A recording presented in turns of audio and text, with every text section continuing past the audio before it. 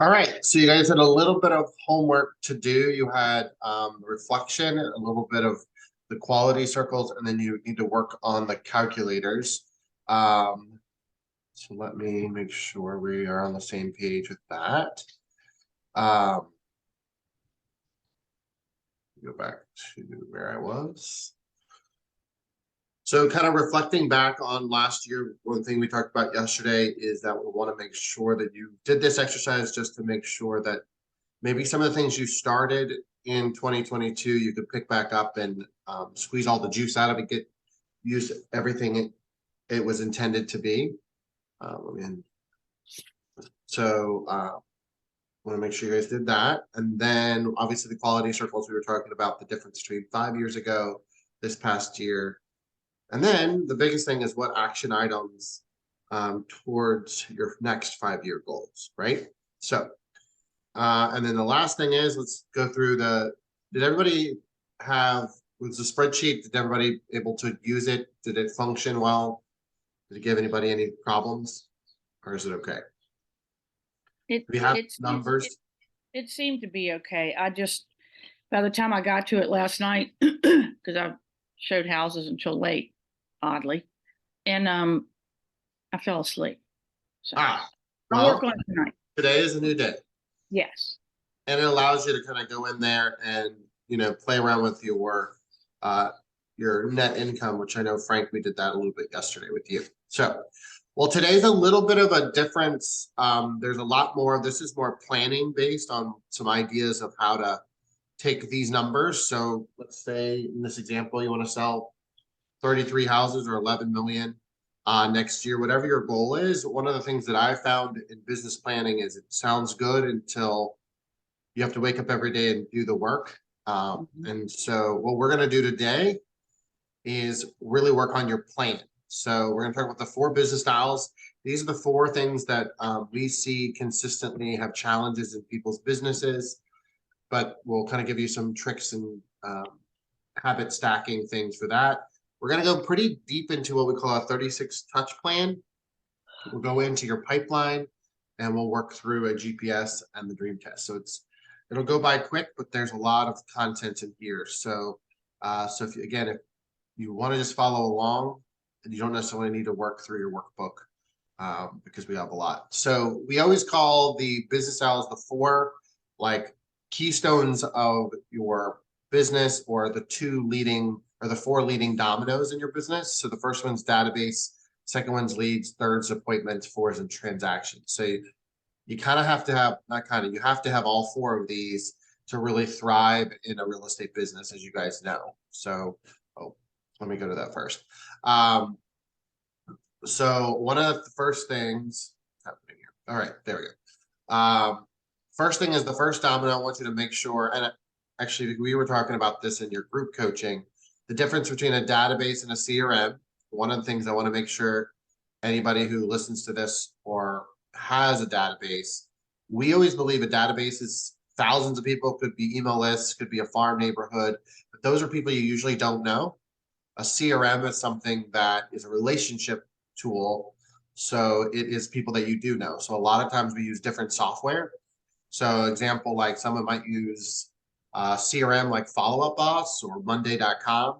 And then a database might be MailChimp or Constant Contact or Home Action or something like that. So we essentially want you to think about, you're going to have 2 buckets of people. You have your database, which are people you don't know.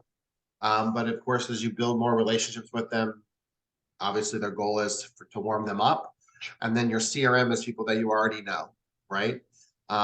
So one of the things that I personally think, the myth of we need to have this huge database. If you have 1,000 people in your database, but you only know 10 of them, then really you're not any bigger or larger than buying a list off the internet of names and phone numbers. So make sure you're focusing on the quality of that.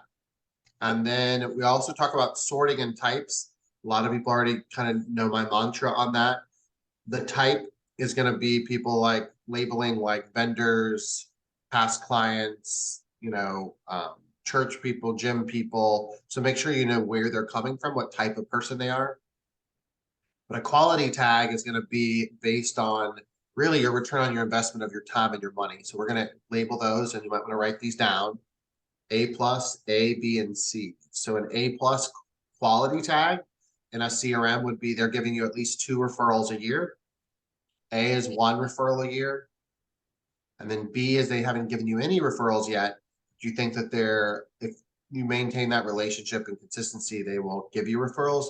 And C is people you're just not sure yet. They may never give you a referral. You're not really sure. The reason why we want to make sure you have types and quality inside your CRM tagged or grouped that way is because when you're trying to make a decision on who to invite to a client party or who to mail out something to, or who to give a gift to, we want to make sure your quality tags, the ABs, A plus and A's, I'm sorry, those are the ones that you want to spend the most time with and the most money on. And the types are great because you can take that throughout the year and kind of chunk it down. So maybe this week I'm going to focus on my gym people, and maybe next week I'm going to focus on my church people, right? So it allows you to just slice and dice your CRM throughout the year, which we're going to get into what we call 36 touch. It allows you to help you plan out your database. I sometimes flip that. The CRM process is a little easier because ultimately that's the goal. Overall, the quality of the CRM is important, like names, birthdays, dogs, kids, cats, all the things. But there is the size of your database does matter. So we want to see a CRM roughly about 350 people. And that's because those amount of people really want to buy and sell with you. There's kind of a numbers game to that, right? So we're going to talk about touches in a second. So the second dial that I want us to think about is the leads. The leads pipeline and a database are different. So if you've ever coached with me, you know that a database or CRM, we kind of use those interchangeably a lot, is different than a pipeline. A pipeline, they've raised their hand. They want to buy or sell with you potentially this next year.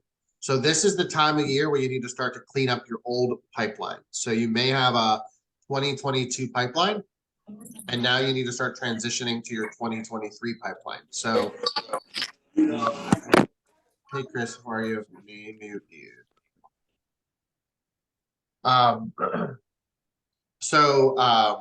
If you have a pipeline for this year, what I would recommend is making a copy of it. I'm going to show you the pipeline we use and start really only bringing over your 2023 leads. So those people that maybe you're showing houses to right now, most likely they're going to, within 6 weeks here, going to most likely be buying in the first of the year, because we're about 6 weeks away from a new year. So make sure that when you're organizing your pipeline, I would start creating one for 2023. It's really good. I was coaching someone yesterday and we were going over their goals for 2023. And the cool thing is she already has 6 leads in her pipeline set up for first quarter. So it's really cool to be able to see what your future pipeline looks like, especially only about 6 weeks away from the new year. It's crazy that we're only 6 weeks away from that. And then predicts your quarterly income. And then what I call fresh water is I always give an analogy of, think of a big 5-gallon bucket of muddy water, and it's a hot summer day and you maybe put a hose in there and you turn on the water spigot and you're putting fresh water. Well, what happens to the muddy water in that bucket is it gets more clarity. It obviously pushes out all the dirt.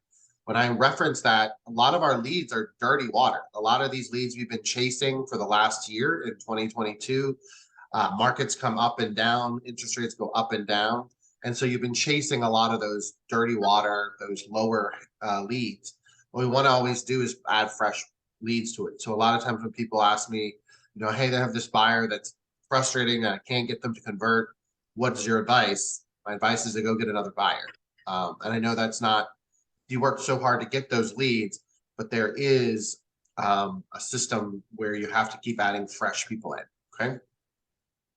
So the third dial that I want us to consider going into 2023, I want you to think about this in the sense that when you guys used that calculator yesterday, so I'll reference that again, it basically told you, it told you exactly what appointments you need to go on. So rather than focusing on how many houses you need to sell or the volume, really focusing on those appointments. So if you remember, reference back, remember when we're Let me pull up the calculator.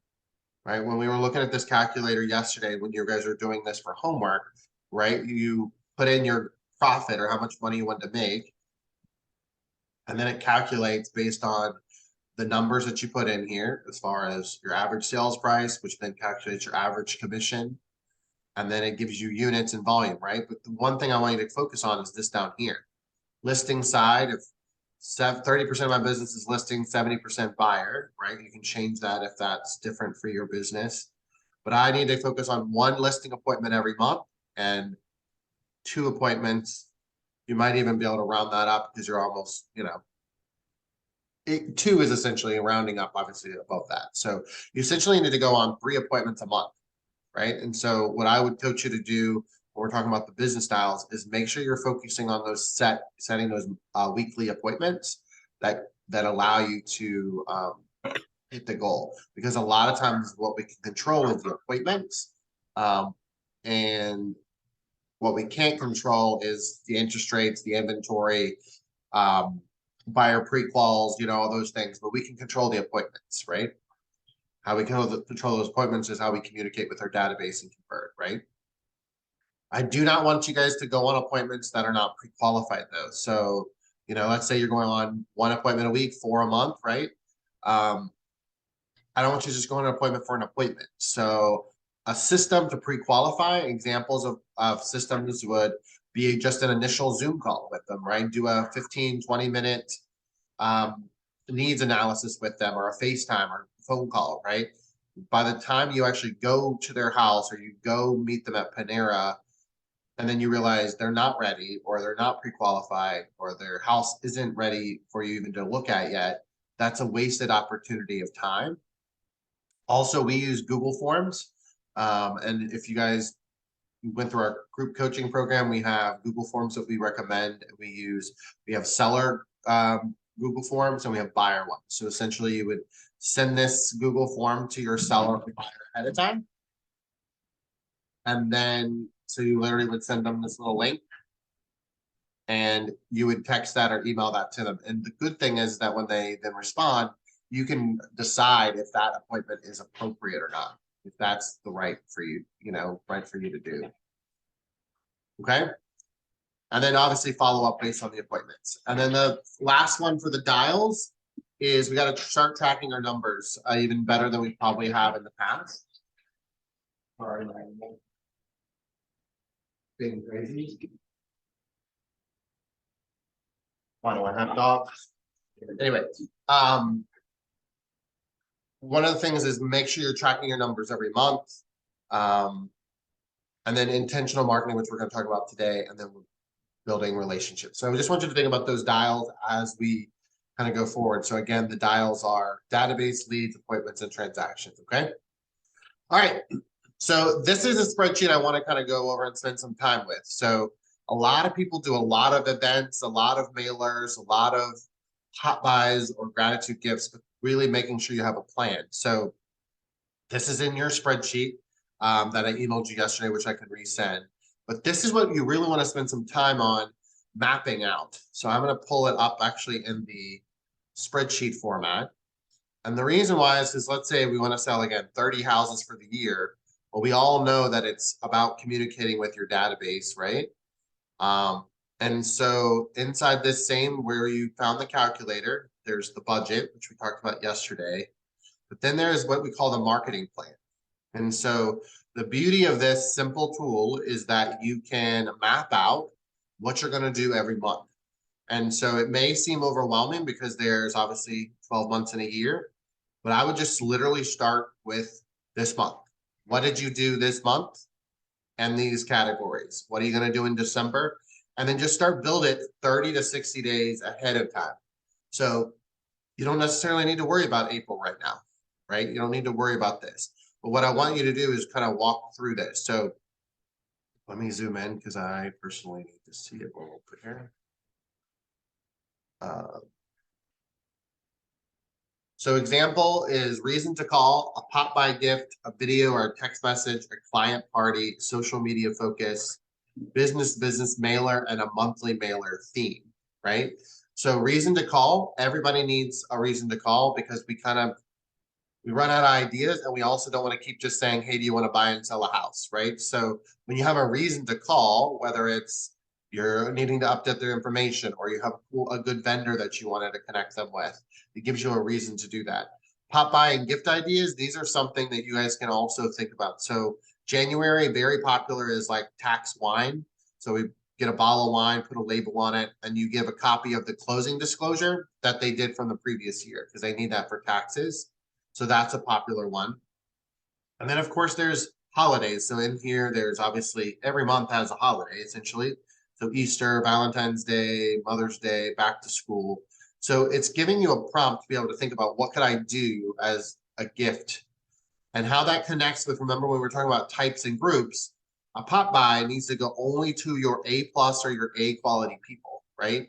So we always coach to deciding in your CRM the top 30 that are going to receive those pop buys, right? So we're going to do 10 of those in January, 10 different people in February, and then 10 people in March. So if you're a solo agent or a team, that would be easy for you to be able to say, all right, who are my top 30 A+ or A people in my database?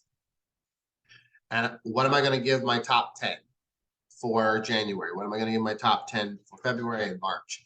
We often see in Pop By World that you can also group these people by geographic location in your CRM. So if it's group 1, group 2, group 3 in your Pop Buys tags, maybe group 1 is the West End, group 2 is, you know, the city, and maybe group 3 is South Side, right? So make sure you're getting smart with this. When you're looking at this plan, it should match, or it should really use, your CRM should help you match this up and make it easier. Another thing I wanted to show you is that a lot of these pop buys are now being mailed out instead of being dropped off. We're kind of in that Amazon phase. We went through COVID, right? So what we're seeing is that people are like, number one, they're like, sorry, that's a little, I don't have the time to drop things off. So what I have a video that I'll send you, but essentially what we did was we go into, I'm just going to have this popped up, but I won't. I think I can do it real quick.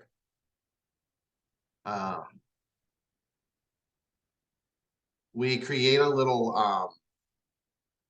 a personalized pouch. So if you've seen those little bubble pouches, let me see if I can find it. You know what, the best is just going. So what we do is we create a graphic in Canva, which I'll show you that graphic, but we use a company called Sticker Mule.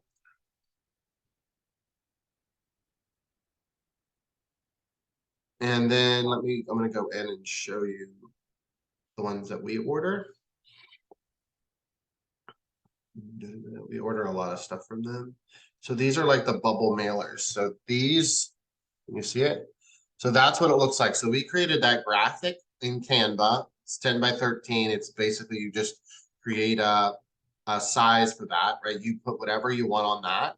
And then the cool thing is that pouch, then we order them in quantities of 50 or 100, whatever. But those are things that you can do to replace. So when I'm in this spreadsheet, to save time, maybe half of these, so there's 12 of them for the year, maybe half of them I mail out, right? And you're only mailing 10 out, and you're only going to drop off 10. So maybe, obviously, you're going to do wine, that would be great for mailing. So maybe January you drop it off, but maybe February you're like, okay, it's Valentine's candy. I can put that in a pouch, right? I could put a handwritten note in there. I can send that on its way. Girl Scout cookies, March, right? Maybe that is a drop off thing, right? Spark, you know, I can't mail sparklers. I don't think they're allowed to do that. But little things like, there's all kinds of carving kits. We've actually mailed those before. Different things like that. So if you're thinking about what am I going to do for my pop by ideas, you might want to incorporate, maybe it's mailing versus driving. And again, 10 at a time. I don't really, what I tend to see sometimes is if people do like 30 in 1 month, then they don't do any more for the rest of that quarter. And what the challenge is that you want to build that consistency and communication, okay? Video text messages. Video is becoming the most popular. So first of all, I would do always videos of like happy birthday. So I would do a general, hey, I I woke up this morning and I realized it's your birthday. I wanted to wish you a happy birthday. I hope you have an amazing day. Secret, I'm going to record that and I'm going to send that to everybody for that month, right? So it's going to be the same video for the same people, because I'm trying to build a system where I can actually scale it and I can build efficiency with it. Now they're going to most likely reply to that versus just a text message. I see a lot of people doing social media, Facebook, messenger things with birthdays.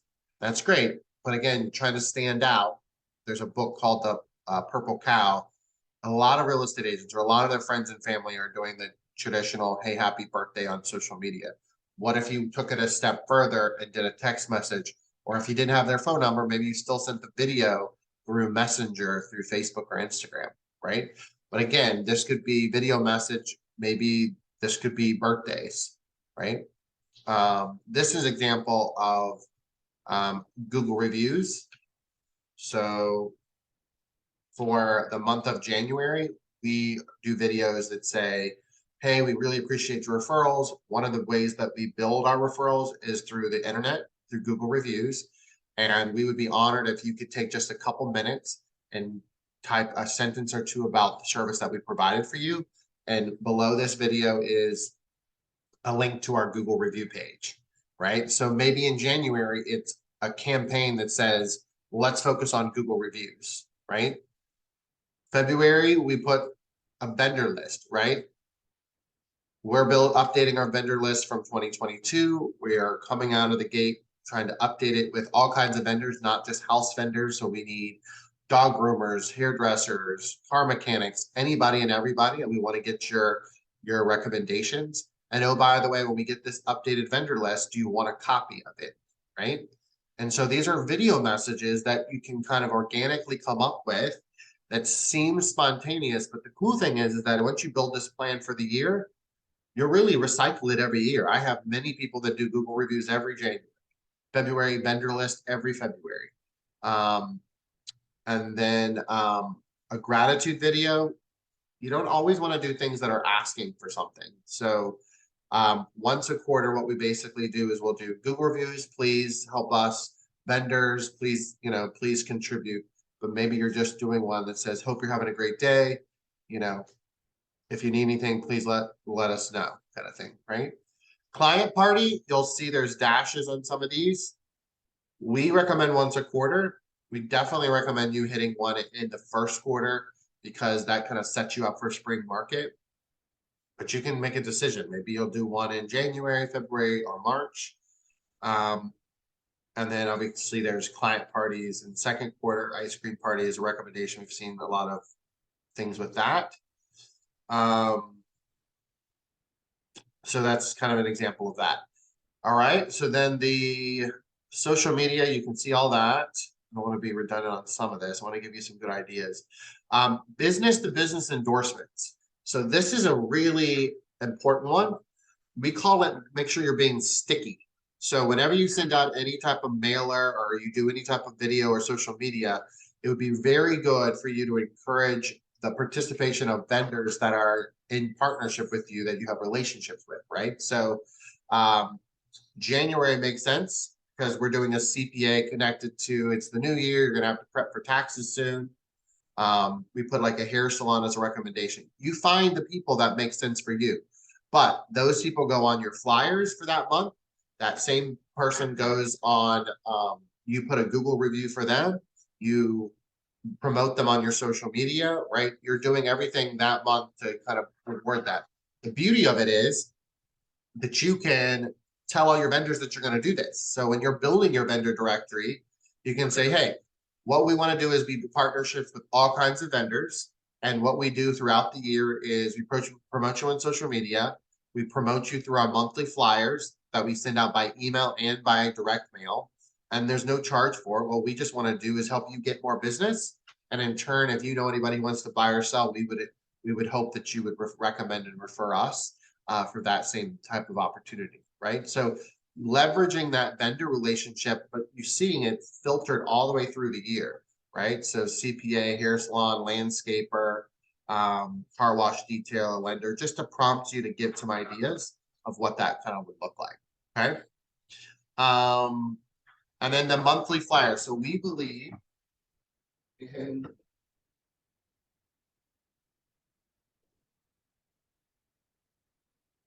um, we recommend that you definitely do a monthly mailer. So we always say to your top 100. So again, you're going into your CRM and you're going to say, who would want to receive something from me every month, right? You're not going to mail just to a random person. You obviously need their address, but so you need to identify in your CRM your top 100 mailer. And sometimes the mailers are postcards, sometimes they're flyers. You'll see that again, this is a flyer, this one's a postcard, this one's a postcard here, this is a flyer, right? You can change that up. This is actually an invite, like a specifically one that you can use like through an online company, right? But you're basically every month going to be able to use this as a checklist to say, okay, what's my reason to call? What's the pop by the 10 for the month?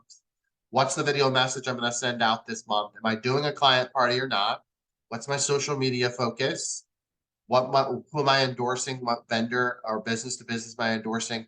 And what am I going to do to get my mailer out? And then you see a prep date and the delivery date.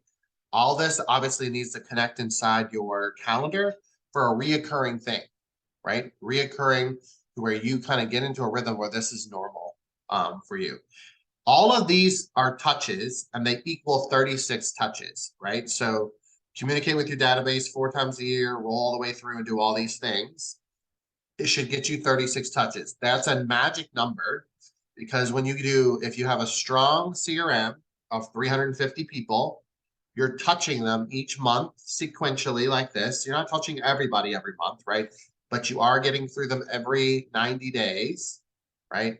So if you do that cycle 4 times a year, which gets you to 36 touch, that's going to have a higher return, right? So when we're looking at your database and we're saying, I'm not getting enough leads out of my database, it's really connected to the plan behind the database too, right? It's not just the size of your database and who's in it, but are you playing in the sandbox with them? Are you doing things that are going to build trust, make them like you at a higher level? And remember that you're a daggone real estate agent, right?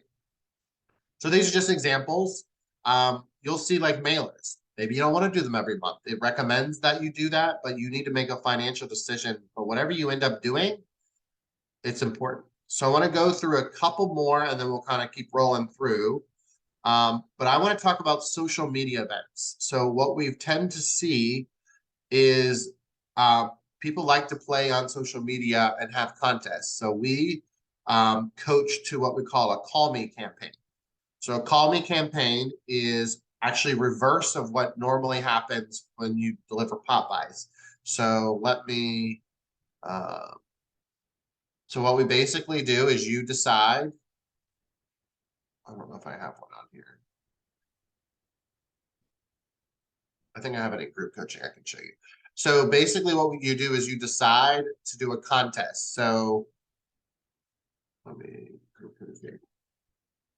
And those of you with the Happy New Beginnings, we're going to cover this actually next week, which will be good for you to see. Hold on, let me show you what this looks like.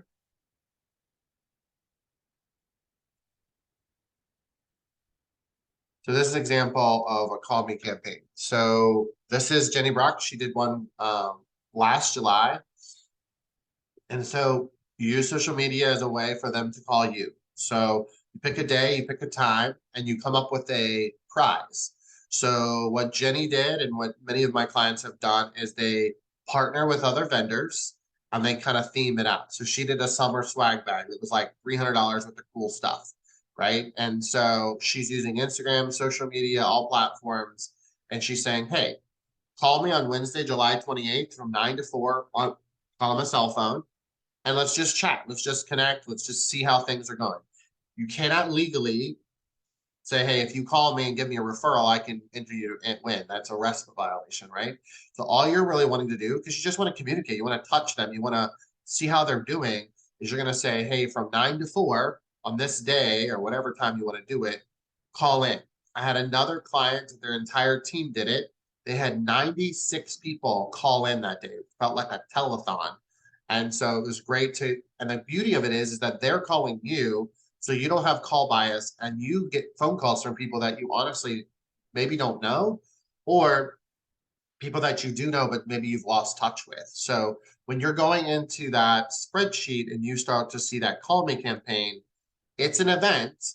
It's just a social media event. It's something that where 1 or 2 times a year, you can actually reverse engineer lead generation where they actually call you. We've had a lot of success. I had, not that I did, but I know that there was a team in Richmond did one. They gave away a Peloton. They had 4 vendors that they partnered with financially to be able to afford a Peloton, which that was pretty cool. And they had over 1,200 people call in one day. And they had 6 people on their team to do that. And they set individual goals for each team member to do so. But it was a lot of fun. And they basically sat around answering the phone and chatting with people over pizza. And then they did that live drawing. So again, this is a way to connect. Home anniversary, getting to the point where you can pull up everybody's home anniversary for the month, right? And whether you're going to deliver, a little bottle of wine or something and says, happy home anniversary. I can't believe you've been in your house 5 years, 3 years, 2 years, whatever it is. Or we've seen a lot of people ordering stuff on Etsy. I should have had some of this stuff pulled up. But they have really cool like home anniversary gifts that like cards that you can throw a gift card in. So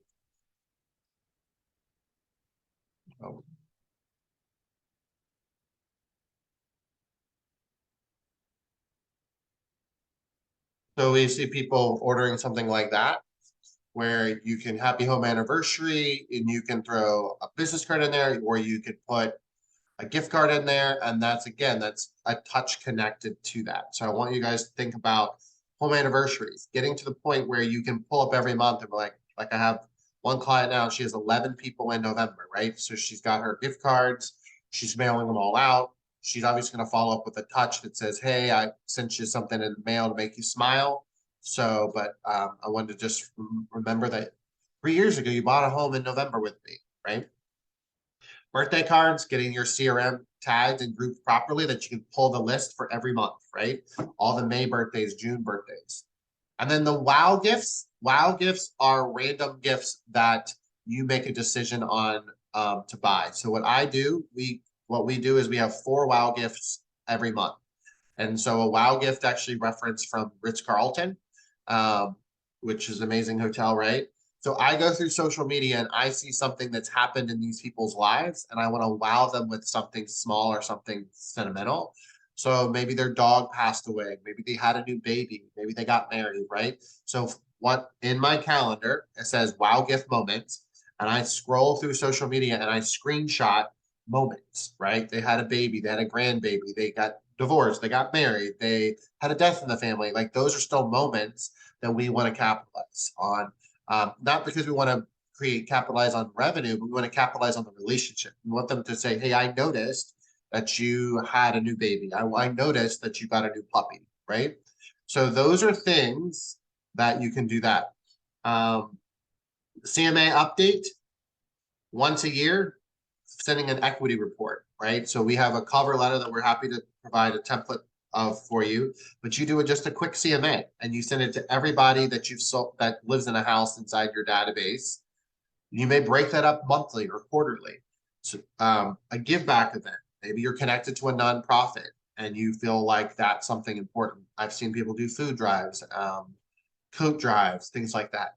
So the goal of this is to inspire you not to overwhelm you. And I know that that's not easy. That's easy to say that because you see this big spreadsheet with a lot of things. But I want you to take some time today. You've got this spreadsheet and you plan out some of what you want to do. Again, I recommend just going slow and steady.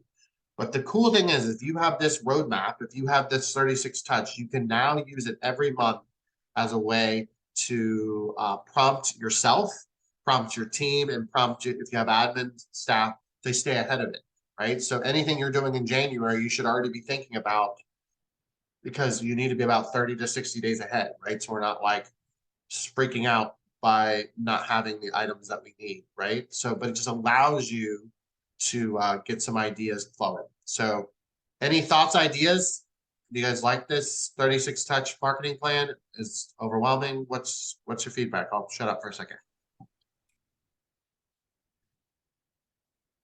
Do we like it? Does it work? Anyone talking to me? That's fine. So I just think it makes it easier. I think it's pretty overwhelming to try to think about 36 touches and pretty overwhelming to try to come up with creative good ideas. So this just kind of simplifies it. We already have examples and we already have directions just to make sure we actually hit those touches. And don't, just don't go too far. Like, don't try to plan the whole year, because if you've never done this much, it's overwhelming, right? Just what did you do in November? What did you do in December?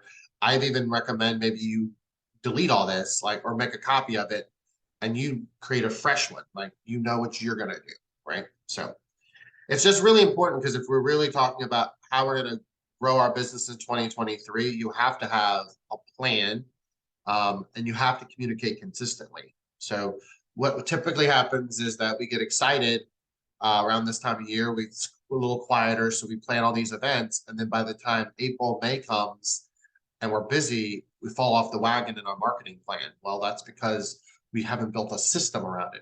A system that it needs to be simple, and it needs to be something that you can manage even when you're busy. So that's why we're not saying deliver 100 pop buys in 1 month. That's why we're saying you don't do a client event every month, right? You're going to space this stuff out so you can breathe and you can actually do things effectively throughout the year, not just kind of the 30 days or 60 days that you're a little slower. Make sense? All right. So we went through that. We're good to go. Anybody who's been to any coaching or training with me knows I'm obsessed with the pipeline. I'm just basically going to run through this because I want to make sure you realize that that's part of goal setting, is to know what you already have, right? So if you set a goal again of 25 houses to sell in 2023, you're not starting from scratch. Most likely you have momentum from this past year. So what people are going to transfer over into next year. So you can definitely do it in a visual pipeline board. This is an example where we see people do a dry erase board. Those little squares there are actually magnets that you buy off of Amazon. They're dry erase magnets. They're about business card size. And you can put the contact information and the dashboard of information, and you can move them around. If you've ever coached with me, you know that a pipeline, we also rank them by quality, A, B, and C. Similar actually to your database quality tags, right? An A is somebody going to buy or sell within 30 days. B is 90 days, 60 to 90. And C, you're not sure yet, right? You haven't really pinpointed the lead. You're not sure if they're 100% of a high quality lead. That's fine. Inside a pipeline, though, there's some things you want to always look at. Number one is obviously how many leads you have, right? But if you'll notice here, this has like these little tally marks. On A's and B's, we put a number 1 because it's quantifying how many leads we have. But on C's, we don't put a tally mark. We put 0. The reason why is because we know A's and B's are going to feed us in the next 60 to 90 days, right? A is a 30-day right now. B is 60 to 90, right? So we know these leads are going to feed us essentially within the first quarter if you're doing that properly. C's, we just don't, it's not predictable yet. It's not, they haven't solidified enough to be able to validate what our future income is. So that's important for you to know those numbers. The other thing I want you to realize is that you need to know what your goal of your pipeline is. It's very simple. So it's doubling what you need. What I mean by that is first quarter, let's say you need to sell 6 houses, 2 houses a month, 2, 4, 6, right? January, February, March. We need 12 A's and B's in your pipeline for first quarter. So I'm going to literally go into my pipeline. I'm going to see how many A's and B's I have, how many of them are qualified to list or to buy with me in first quarter. And I need 12 of those, right? So I'm matching my goal with reality. And I think sometimes when we're doing goal setting, we do the goal and then we have the reality, but we don't match them together. We don't see the gap between the two, right? So again, when we're focusing on appointments and we're focusing on our pipeline, all we're trying to do is get enough in our pipeline. So by the next quarter, we really just have to nurture our leads, right? So we're not in this survival mode all the time. You want to get to a point where you're constantly lead generating, and you go from, I have all these buyers and now I have no business. I have all these clients, but now I'm slow as crap, right? We want to use the pipeline to be able to build this. It's going to have a little ripple, but we don't want to have these huge peaks and valleys in your business. I've used this pipeline tool for probably 15 years now personally, and I use it even in my coaching business to predict what my future is 60 to 90 days. Lead sources are important to track. We want to come up with those top 3. I always coach people, if your sphere of influence, the SOI one, if 50% of your business is not coming from your sphere of influence, AKA your database, then you're not leaning into those touches long enough. Like you haven't been doing that 36 touch plan long enough, or you're not actually lead generating. You're not asking for the opportunity. You're not asking for the business. And I know people get gun shy about sounding like a used car salesperson, right? But if you're pouring into them, if you're giving value to them constantly, it'll come up. It's constantly like, hey, how's real estate going? Oh, well, thank you for asking. And then go into it, right? Also tells you average sales price, total volume.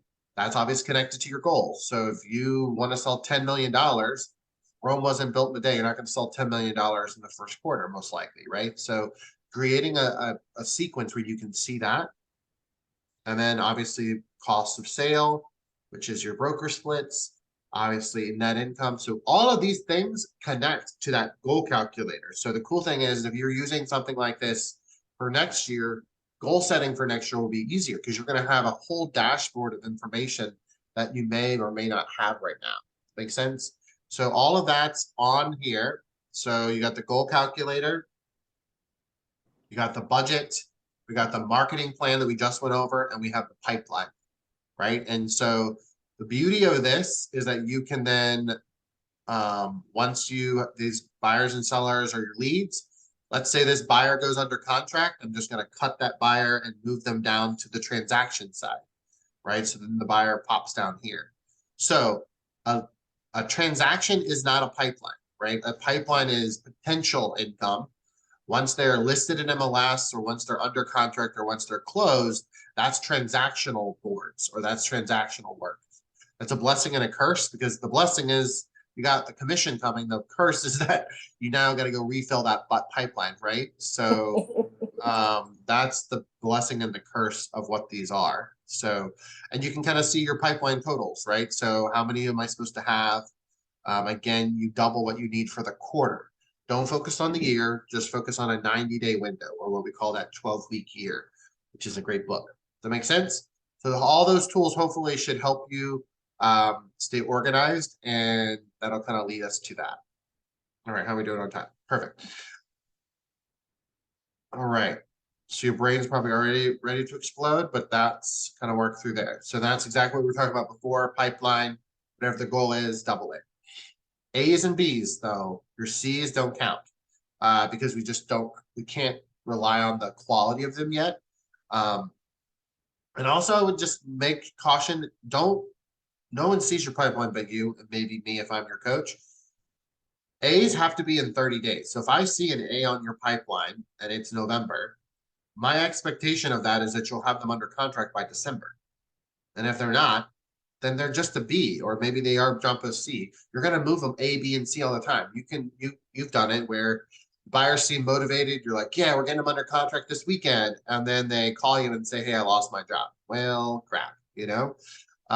So the A, B, C status on this ranking side, it changes, but I want you to be as realistic as possible because if you fake this, or if you kind of fool yourself on what the A, B, and C is, you're not going to have a good predictable tool. And that's what we want to use this as a tool to be able to say, hey, I'm actually set up for second quarter. It looks like as long as I can convert these A's and B's the way that I see them to be and get them under contract and close it to the finish line, I should be able to hit my goal for that quarter. Make sense? So just kind of make sure you know that. So the next part I want to go into is kind of references a book that we referenced yesterday. The only difference between a goal and a dream is a deadline. But one of the things that I've heard this 1,000 times, you probably have as well, but sometimes as adults, I think we get disenchanted with goals and dreams together. So I always think about, like, when I was 6 years old, what did I want to be when I grew up? right? And I think my 6-year-old self wanted to be a fireman, and I am obviously not a fireman, right? But I think one of the things that when we were younger, we had all these dreams and aspirations of what we wanted to do with our lives. And then as you get older and as you fail or as you have relationship challenges or just life, right? That gets a little bit fairy tale fluffy, right? And so John Maxwell defines a dream is an inspiring picture of the future that energizes your mind, will, and emotions, empowering you to do whatever you can achieve. And so I would challenge you when you're going into goal setting, are you thinking bigger, like what we were talking about yesterday? But you kind of have to think of it like a big dream. Like, what if or when I do hit this 5-year goal, what would it do for me? What would it have an impact? And so one of the things that John Maxwell says that's in this book that I think is powerful is that it says the reasons why people have trouble identifying their dream / goal, in my opinion, because I think a dream and a goal are connected, is someone has discouraged you. Somebody has in your world, whether it's last week, last month, 6 years ago, 20 years ago, you've shared your dream, or you've shared your goal out loud, and somebody said, "Oh, you can't do that. That's not possible. You know, you've never done that before. Why do you think you can do that?" Right? And then some people also just we failed. And I think the cool thing about failure is we learn from them as there's a lesson, but sometimes it creates um this fear that you're going to fail again. And so I would just say when you're going into goal setting and when you're coming up with these ideas for your events and you're coming up with these conversation ideas of who to talk to and what to say, it may creep in that you're worried or you're discouraged or you've had failure or disappointments in the past, but you've got to realize that you have to kind of work your way through that. Some people also are settling for average. And I think we're coming into an interesting time in real estate where the last 2 years, it's been challenging in the sense of endurance with buyer offers and all that. But some people have had some good years the last couple of years. They haven't really been doing a lot of touches and communication, and they have not been using their database effectively. And so at a certain point, are they going to just settle and just go with splitting the difference and maybe the market shifts and they decrease? Or are you going to lean into the activities that we're talking about today? And then I think the last one I think is so valid is that it's sometimes that lack of confidence. And that's why when we do goal setting, it's not just setting volume and unit numbers. I want to give you guys tools so you have confidence to go out there in the marketplace. I want you to have a 36 touch plan. I want you to have a GPS plan. I want you to have a daily plan. And when you wake up, you have confidence in what you're doing, because most of the people, when they're overwhelmed or they have fear, it's because they have a lack of a plan. And most of us, entrepreneurial, if you tell me a blueprint or you tell me step by step how to build something, I'm more likely to wake up energized and really follow the directions and follow the plan, right? And so this workshop today is, yeah, it's a lot of conversation, but you guys got to go back and do the work, just like you did last night with your numbers and calculating and your reflection. You got homework tonight. You go back and start working on your 36 touch. Go back and we're going to finish this session with your GPS. You got to get those done, because that's going to give you the confidence to keep going, to keep building the dream and the goal. And I think that's sometimes where we slip up as humans. So I'm not going to go through all of these just based on time, but these are what they call the dream test. And the reason why John Maxwell does it with these 10 is that sometimes when we set a goal, we set it for one reason. You know, maybe I want to make $100,000 and I've never made 6 figures before, and that would be exciting for me and that would change my family's world. Whatever the reason is, it's a singular one. It's usually connected to one reason or one dream. And about halfway through the year, maybe not even halfway, about 3 months in, if that dream or that goal is being challenged or you're not on track with the goal, you can very easily talk yourself out of the dream. You can very easily say, well, you know, if I make 80,000, I'll be okay. Like, you know, if I just, you know, hit the same goal that I hit last year, I'll be okay. Right? We start to take the dream and we start to water it down. And so basically what John Maxwell has found, and he's coached and trained a lot of people that were successful, is they don't have just one dream. They connect it to multiple dreams. So when they give up on the one dream, the other 3 or 4 dreams motivate them even further. So reading them out loud, just so I want you to hear them in your head and hear them. And one of those few of these may resonate with you. The ownership question, the clarity question, the reality question, passion, pathway, people, the cost question, tenacity question, fulfillment question, and significance. So in the packet, you'll see, and I'm not going to read all these, you'll see them all connected to each other. So it's usually what we think we want to do and what we need to do to be very specific. And so it's a really cool way to be able to compare and contrast what we really are passionate about, what we really feel like is the dream connected to the goal. And so I thought that was something I want to put in there because I think it, unfortunately, sometimes we give up on those dreams. And I love this quote. The twin killers of success are impatience and greed. So we're kind of in goal setting season. So we're excited about that new year. We're creating all these plans, but we also get impatient. If you're a real entrepreneur, a hardcore entrepreneur like myself, we want it yesterday. You're very impatient, but we want to make sure it takes consistency. It takes that grit.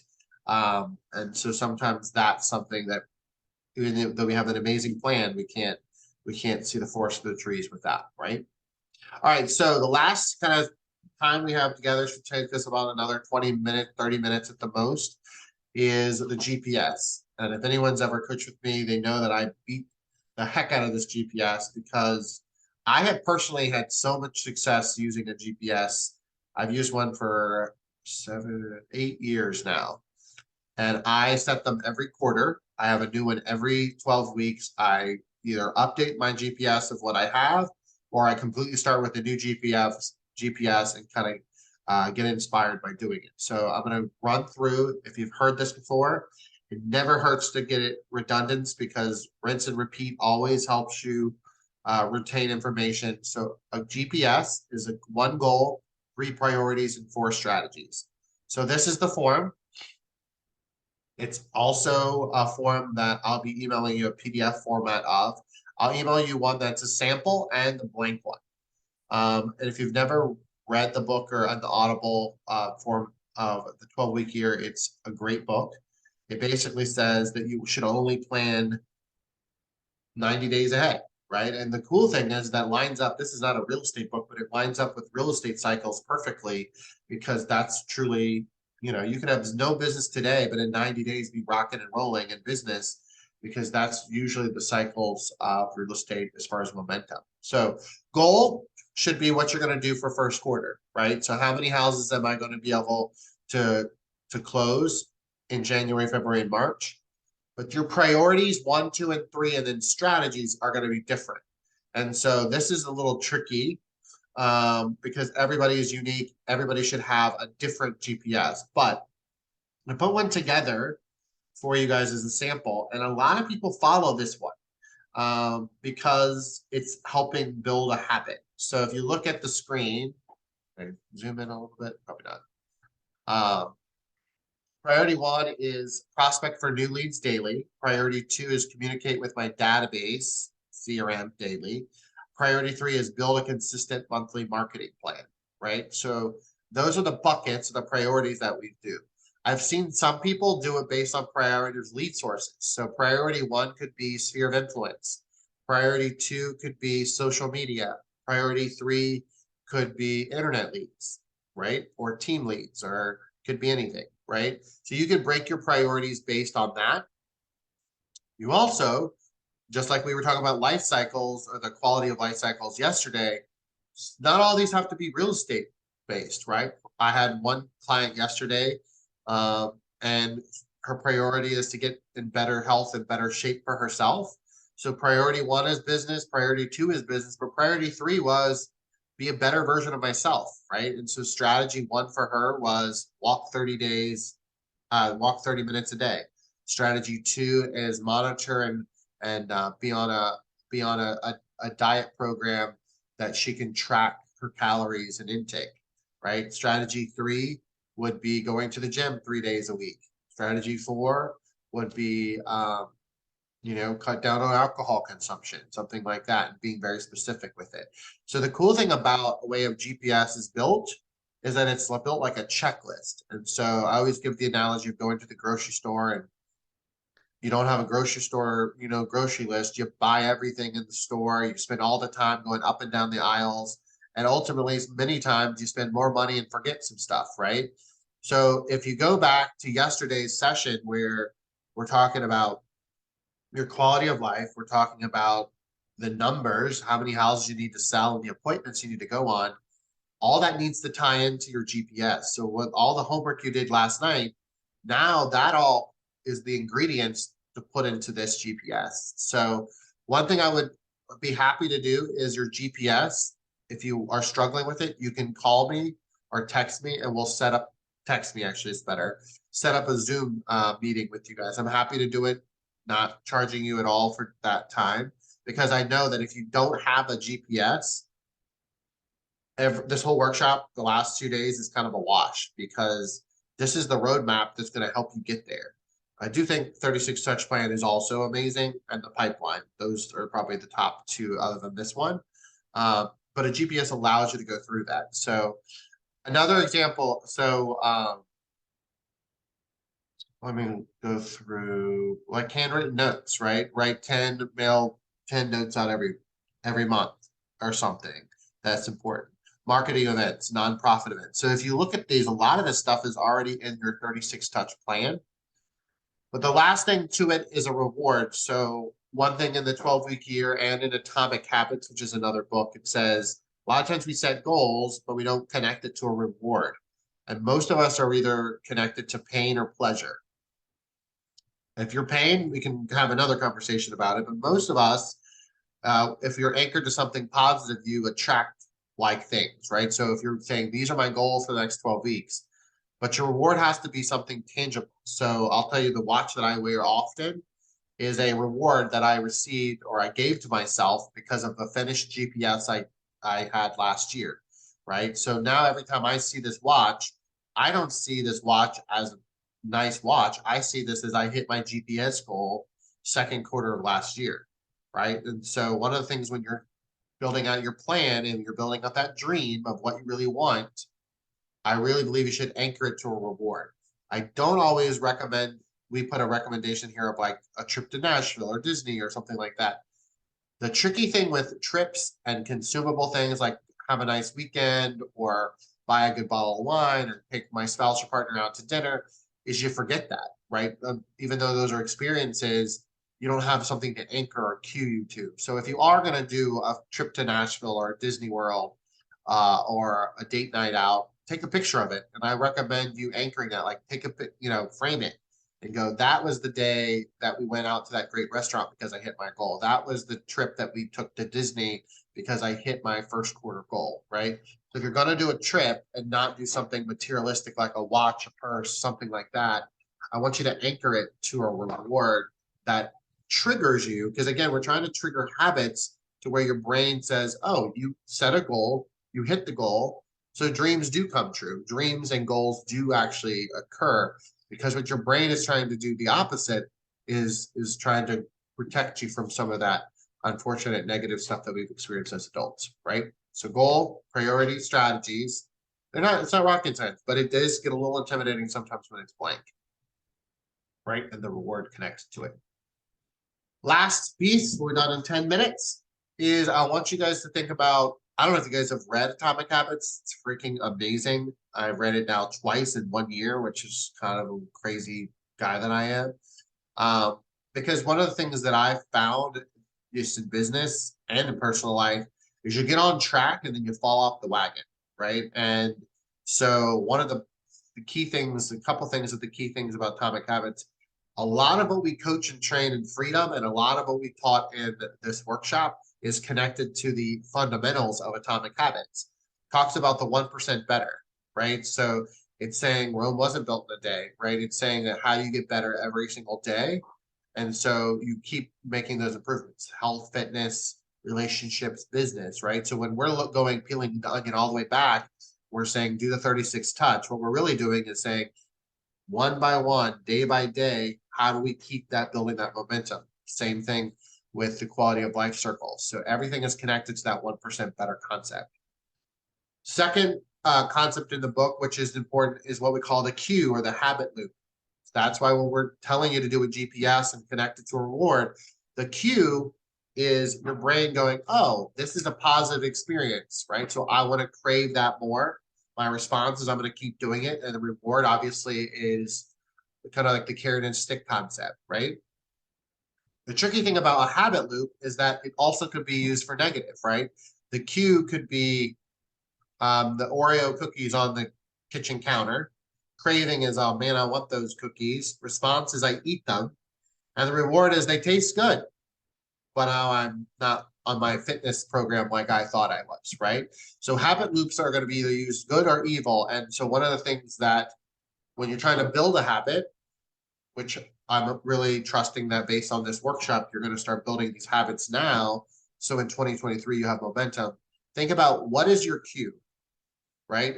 Maybe you have a goal board up of how many houses that you want to sell for the year.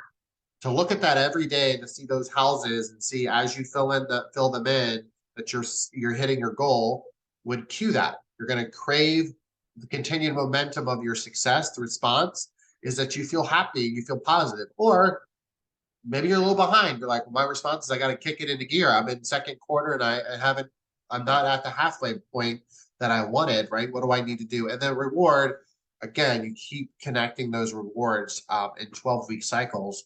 You'll wake up into 2023 and be much better in your habits and much further along in your goals and dreams. Last thing inside the book, which we connected with all the things that we do, whether it's one-on-one coaching or group coaching, is we coach you to use what we call habit stacking through lead generation. So you probably have seen this if you coach with me. We come up with your core 5, which are 5 activities you do every day. You set the quantity and the type of interactions with your people, and then you stack it. So this is maybe month 1, and then maybe next month you bump that 2 text messages up to 3 or 4 or 5, right? So what you're doing is you're teaching your brain. It's just that frontal lobe that it's just basically in your brain is saying you can do this. And so it's kind of like working out at the gym. You never worked out bench press. You don't start off at 300 pounds, right? You start with 50 pounds. You go to 75, 100, right? And our goal is to get that lead generation muscle connected with your habits. Anybody can make 10 phone calls in one day, but could you make 10 phone calls every day?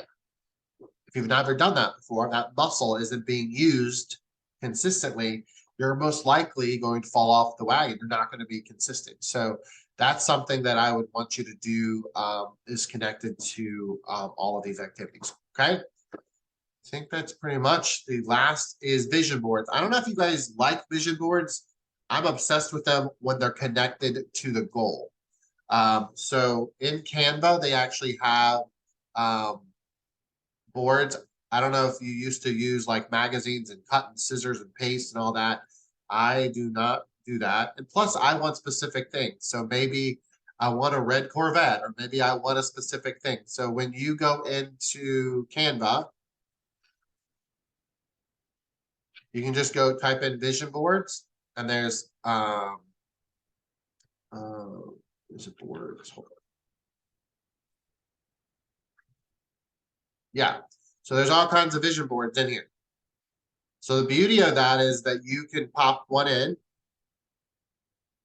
right? And then you can Google your favorite items, right? Whatever your items are going to be. So I'll just pick a random picture and I can just slide it in there, right? So, oh look, there's, so I can just pick a random photo, pop it in there, right? I can just do whatever I need to do to get that in there. So the cool thing is that it's very easy to do, number 1. Number 2, this is something that we personally, what we do in our family, what we do with most of our coaching clients is we frame it and we stick it in a place where we can see it every day. So don't let it live in your computer. Although I have seen people do it as a screensaver on their computers so they can see it. So the reason why we put this in this is that it does emotionally connect you to your goals. So this is the steps on it. But ultimately what we found is it helps you get clear on those goals. It keeps you motivated. You know, it gives you also just a chance for more success going into 2023. All right. So that's pretty much everything we wanted to cover. These are all the books that we covered in the last 2 days: Think and Grow Rich, Profit First, 12-Week Millionaire, and then Atomic and the Dream Book. I would highly recommend Atomic Habits would be a good one to start with, because I think coming into a goal setting session and you're kind of in the new year, new beginning concept, you need to make sure your habits are solid. And then what we were talking about yesterday, connecting that to your profit, making sure you're maintaining that. Okay. So those are all books that you can kind of work through. So that's pretty much what I wanted to cover. Did you guys have any questions? I know we ran through day 2 with a lot of different content. Is there anything that you wanted me to either back up or repeat? Or you guys feel like you're good? Forever hold your peace. You feel like you're good? Well, I will send you a final email today with a recap of this recording. I'm also going to send you a copy of the Core 5 and the GPS that's blank. So you have a copy of both of those so you can start to use that. Again, if you're stuck on your GPS, text me and we'll set up a Zoom call and we can give clarity to what your GPS needs to be for the next 12 weeks. Maybe if you're also stuck on your 36 touch plan, I'm happy to Zoom with you on that. So the key is to get those done now, because, you know, 6 weeks till the end of the year, holiday season, and then you get off to the races and start selling houses for 2023, and you don't have those foundational elements. Sometimes it's hard to stay on track. But that's it. All right. Well, have a good rest of your morning. Thanks for hanging out with me, and hope you guys got some value out of session 2 today. All right. Bye, everybody.